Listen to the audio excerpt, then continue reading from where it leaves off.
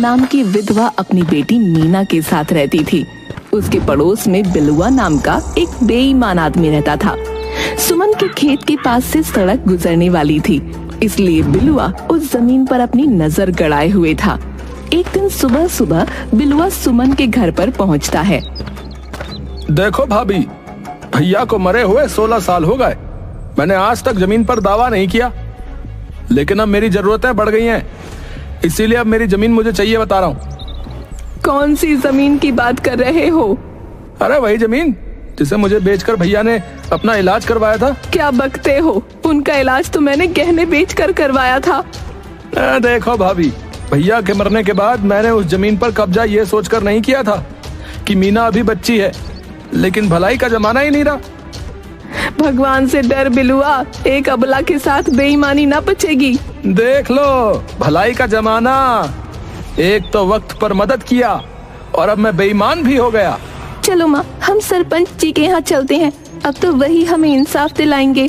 हाँ बेटी, अब तो पंचों का ही सहारा है। दोनों माँ बेटी सरपंच चतुर सिंह के पास पहुँच जाते हैं। बिलुआ पहले से ही वहाँ मौजूद था। बोलो सुमन भाभी, तुम्हारा क्या कहना है? बिलवा ने तो बताया कि भाई साहब की बीमारी में तुम लोगों ने उससे जमीन बेचकर सारा पैसा लगाया था और अब उस जमीन को अपना बता रही हो। ना मीना के बाबूजी की बीमारी में इससे एक पैसा लिए हैं, ना ही जमीन इसे लिखे हैं। ये झूठ बोल रहा है। लेकिन इसके पास जो जमीन के कागज हैं, उस पर भाई साहब के अंगूठे के निशान हैं। पंच तो सबूत देखता है। अगर तुम्हारे पास कोई भी कागज है तो दिखाओ, नहीं तो बिलवा को उस जमीन पर बाजार बनवाने दो। सरपंच चाचा, हम दोनों माँ बेटी बहुत आशा लेकर आपके पास आए हैं। इस तरह से एक तरफा सुनवाई मत कीजिए। रहने दो मीना, बिके हुए सरपंच से आशा करना बेकार है। सुना था पंच परमेश्वर होते हैं, लेकिन याद रखना सरपंच जी, ऊपर वाले की लाठी में आवाज नहीं होती। जब पड़ेगी ना तो छुपने के लिए जमीन कम पड़ जाएगी। दोनों माँ बेटी वहाँ से चली जाती हैं। देखा बिलवा है किस तरह से माँ बेटी को समझाया। उस जमीन में से 1/4 हिस्सा मुझे दे देना।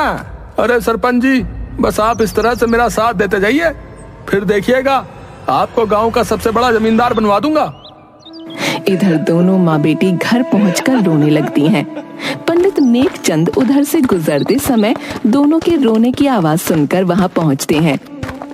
क्या बात है मीना, तुम दोनों सुबह सुबह क्यों रो रही हो? सब कुछ ठीक तो है ना?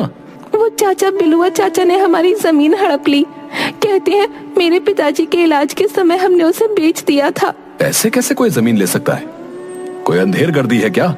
हाँ भैया, मैंने भी सरपंच जी से यही पूछा था, लेकिन उन्होंने कहा कि बिलुआ के पास मीना के बाबूजी का अंगूठा लगाया हुआ कागज है, जिसमें लिखा है कि खेत की जमीन बिलुआ को वो बेच रहे हैं।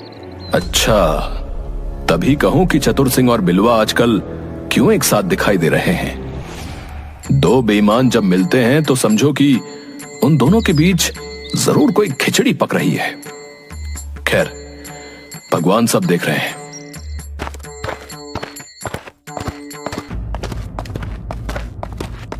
सुमन और मीना बैठकर खूब रोईं। फिर अपने आप को समझा लिया कि उनका अब कोई खेत नहीं, सिर्फ ये टूटा फूटा घर है। जीविका चलाने के लिए सुमन आसपास के जंगलों से सूखी लकड़ियां लाकर उन्हें बेचा करती। एक दिन सुबह सुबह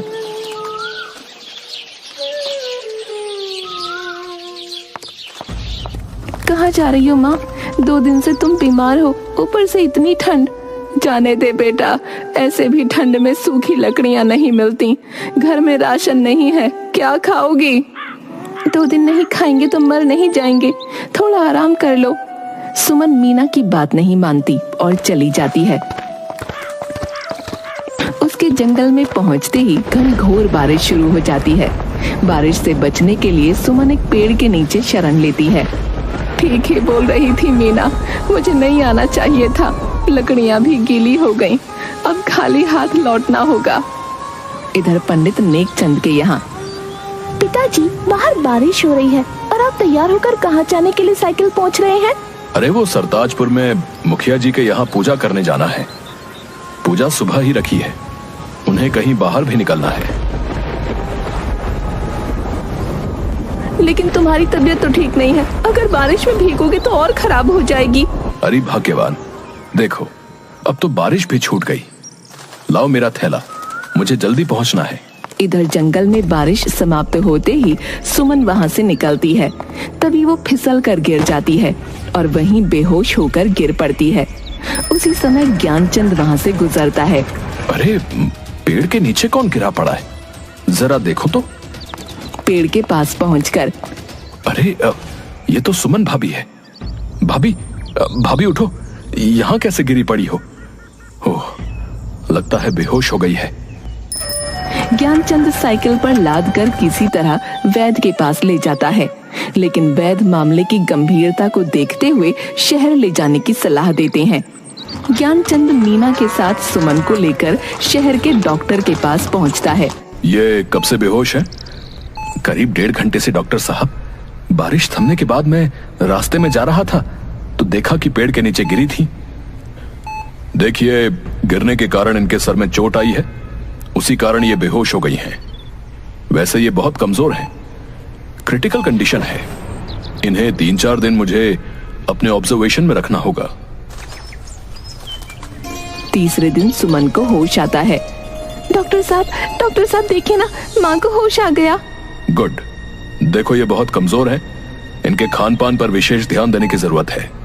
अभी इन्हें जो खाने का मन है वो खिलाओ। माँ क्या खाओगी? मुझे हुआ क्या था, तुम लोग मुझे कहाँ ले आए हो? माँ तुम जंगल में पता नहीं कैसे बेहोश हो गई थी। अरे हाँ, मेरा पैर फिसल गया था। उसके बाद क्या हुआ मुझे नहीं पता, कुछ चटपटा खाने का मन कर रहा है। तभी ज्ञानचंद वहाँ आते हैं। अब कैसी हैं भाभी? अभी अच्छी हूँ, धन्यवाद पंडित जी। आप ना होते तो शायद मैं जिंदा न रहती। मीना अकेले क्या करती? अरे भाभी, सब ऊपर वाले की लीला है, हम सब तो एक कठपुतली हैं। बेटा मीना, ये लो पैसे, बाहर से कुछ चटपटा खाने को ला दो। मीना बाहर जाकर देखती है तो वहाँ पर सिर्फ फल, जलेबी, पूरी यही सब मिल रहा था। तभी उसकी नजर मोमोज पर पड़ती है। दुकानदार से पूछने पर वो बताता है कि तीखी चटनी के साथ खाया जाता है। मीना मोमोज लाकर माँ को खाने के लिए देती है। वाह, क्या है ये? बहुत अच्छा और स्वादिष्ट पकवान है। दुकानदार ने इसका नाम मोमोज बताया। तुझे अच्छा लगा माँ? घर जाते समय 1 प्लेट और खरीद लूंगी। ठीक है बेटी, ये ले, एक तू भी खा के देख। मीना मोमोज खाकर देखती है, उसे भी मोमोज बहुत अच्छे लगते हैं। घर जाते वक्त 1 प्लेट मोमोज वो गांव ले जाती है।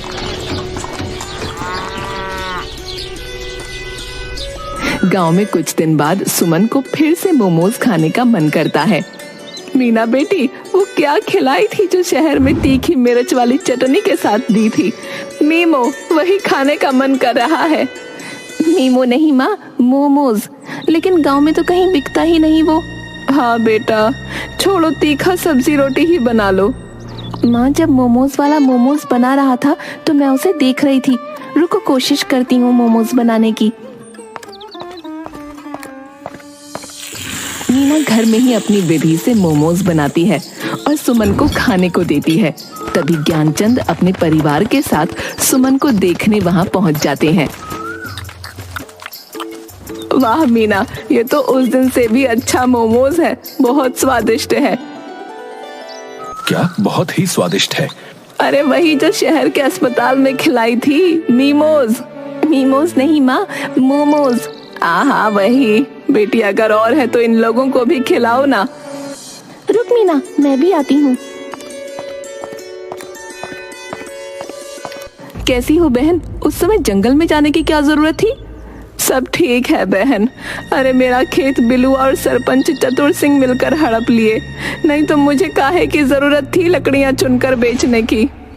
तभी मीना और किरण गांव में बना देसी मोमोज लेकर आते हैं और सब मिलकर खाते हैं। अरे वाह मीना, इतने स्वादिष्ट मोमोज मैंने जिंदगी में नहीं खाए। सचमुच तूने कमाल कर दिया।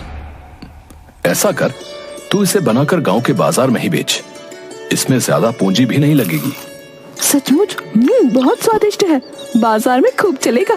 किरण को भी बनाना सिखा दो ना, दोनों मिलकर बनाना।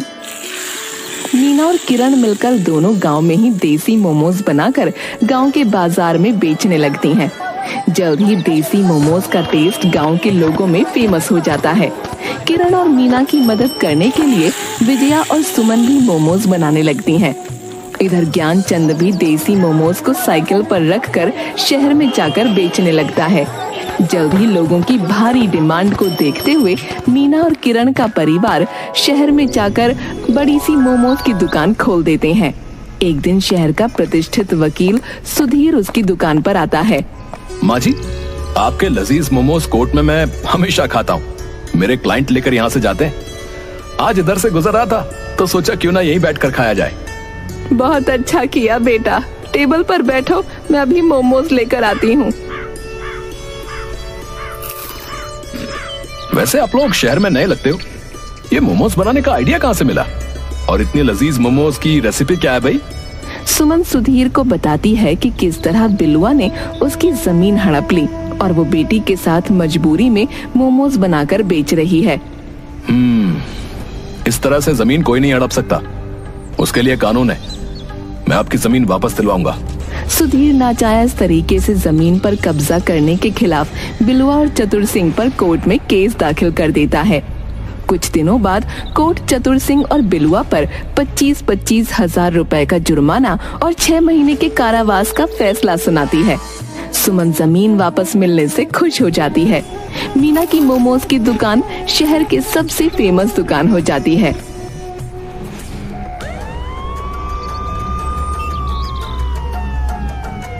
सरपंच जी, आप भले ही ये घटना भूल जाओ, मैं ये कारावास कभी नहीं भूल सकता। हाँ, तुम नहीं जानते बिलवा कि कारावास की इस घटना से हमें कितना नुकसान हुआ है। शायद अब हम कभी भी सरपंच ना बन पाए। सुना है उनका शहर में मोमोज का दुकान बहुत ही अच्छा चल रहा है। अच्छी चल रही है? अरे शहर की टॉप 5 बिजनेसमैन में उनका नाम है। वो चाहे तो आधा गांव खरीद ले भाई। इतनी संपत्ति मोमोज से अर्जित कर ली, बताओ। आप चलो मेरे साथ, आज रात उस मोमोज दुकान का अंतिम यात्रा निकाल कर ही दम लेंगे, बता रहे हैं।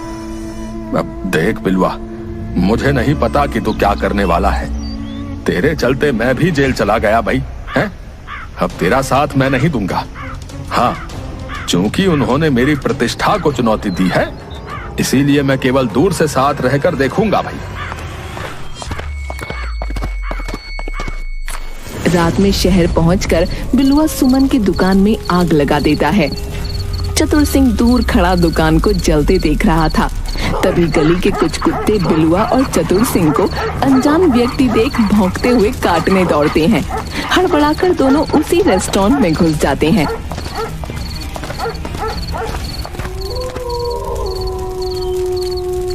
अरे कमीने, हैं? तेरे चलते आज कुत्ते से छिपते फिरने के दिन आ रहे हैं।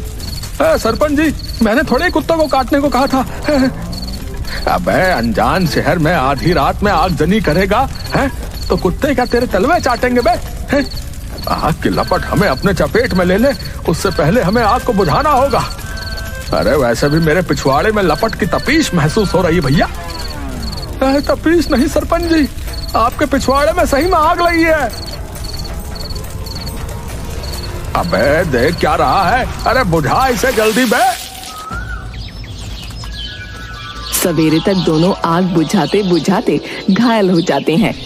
आग की खबर सुन सुमन और मीना वकील सुधीर के साथ वहां पहुंचते हैं। अरे चतुर चाचा और बिलुआ चाचा, तुम दोनों यहाँ क्या कर रहे हो? अरे पहले हमें बचाओ, बाद में बताऊंगा कि कैसे यहाँ पहुँचा। सुमन एम्बुलेंस से दोनों को अस्पताल भेजती है। 6 महीने का बेड रेस्ट दोनों को हो जाता है। कुत्ते, तेरे चक्कर में पूरा 1 साल बर्बाद हो गया। कोई बात नहीं, इस बार ऐसा प्लान बनाऊंगा कि फेल होने का सवाल ही नहीं है। कमीने, दूर हो जा मेरी नजरों से अभी के अभी। सिस्टर, इसे दूसरे वार्ड में ट्रांसफर करो। तभी मीना मोमोज लेकर वहां आती है। ये लो सरपंच जी, मोमोज खाओ। सवेरे से भूखे होंगे ना, माँ ने भिजवाया है। लाओ लाओ, मुझे भी 2 चटपटा तीखा मोमोज। कल रात से भूखा हूँ। साला जेल में 6 महीने से उबला हुआ जला पका खाना खा रहा था। बिलुआ के हाथ से टकराकर मोमोज की लाल मिर्च वाली चटनी चतुर सिंह के जले हुए जख्मों पर गिर जाती है। अरे कुत्ते बिलवा, अरे तूने मेरे जले पर मिर्ची लगाई है रे। गाँव चल, तुझे तड़ी पार करवा दूंगा, बता रहा हूँ। मर गया रे। कुछ ही दिनों बाद सुमन मीना की शादी सुधीर से करवा देती है। गांव के देसी मोमोज एक ब्रांड बनकर पूरे भारत में छा जाते हैं।